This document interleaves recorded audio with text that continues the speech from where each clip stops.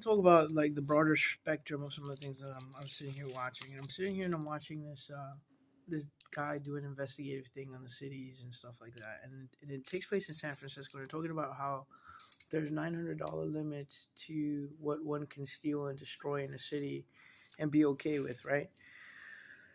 Well, so generally speaking, like that's not it's not ideal in an ideal society. But the thing is that those people that are acting in those ways are coming from a hurt foundation. Like they're coming from incarceration, they're coming from racism, they're coming from like social ideas that restrain them and their families and their lives. You know, in other words, these are people that are hurt, that are the renegades of society, that are acting out of that place, out of survival, like a survival mode, like an extreme survival mode. You know, that's not.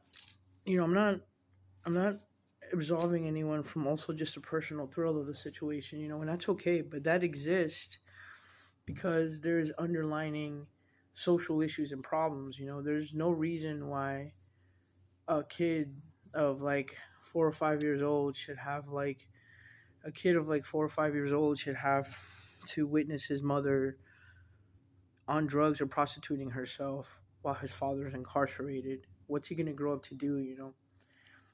So now we have these cultures in these societies, and we sort of look at it and we go, "Oh man, that's like horrible." You know, like why are we allowing this to happen and stuff? Well, you know, here's the thing: TJ Maxx, Bartels, Nordstrom, Macy's, they can handle that.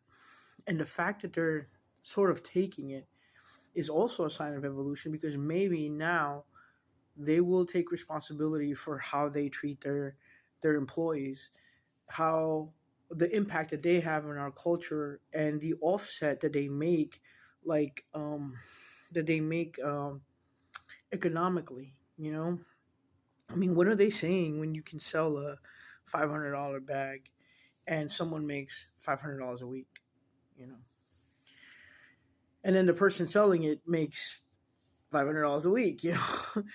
And it's just like, in a way, I feel like it's a beginning of a balance, and we use the fire to burn away the flesh. We use the fire to burn away what is, you know?